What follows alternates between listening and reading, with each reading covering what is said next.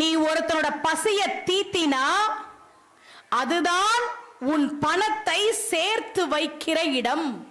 அற்றார் அழி பசி தீர்த்தல் அது ஒருவன் பெற்றான் பொருள் வைப்புலி. அமெரிக்கால ஒரு பையன் லீவ்ல பாட்டி வீட்டுக்கு போறான். ரொம்ப தூரம் நடந்து போய்கிட்டே இருக்கான்.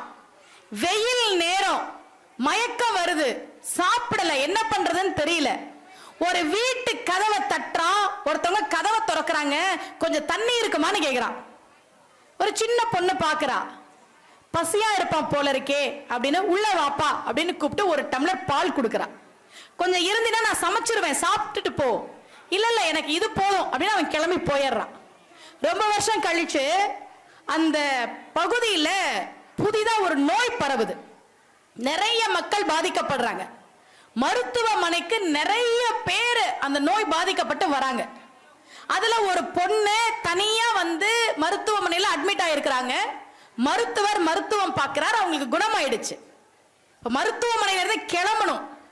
ஹாஸ்பிட்டலுக்கு நிறைய பில்லா இருக்குமே, எப்படி கொடுக்க போறோம் அப்படின்னு இந்த பொண்ணு அழுதுகிட்டே இருக்கிறாங்க.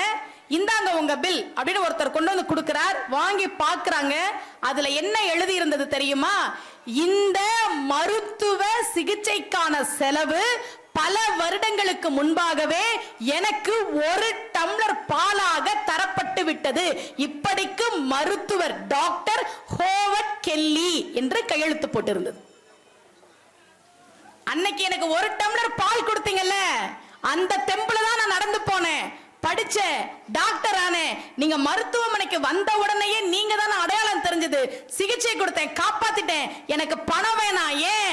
இந்த பணத்தை பல வருடங்களுக்கு முன்பாகவே நீங்கள் எனக்கு ஒரு டம்ளர் பாலாக கொடுத்து விட்டீர்கள். வள்ளுவன் சொல்றான், அற்றார் அழி பசி தீர்த்தல் அத்தொருவன்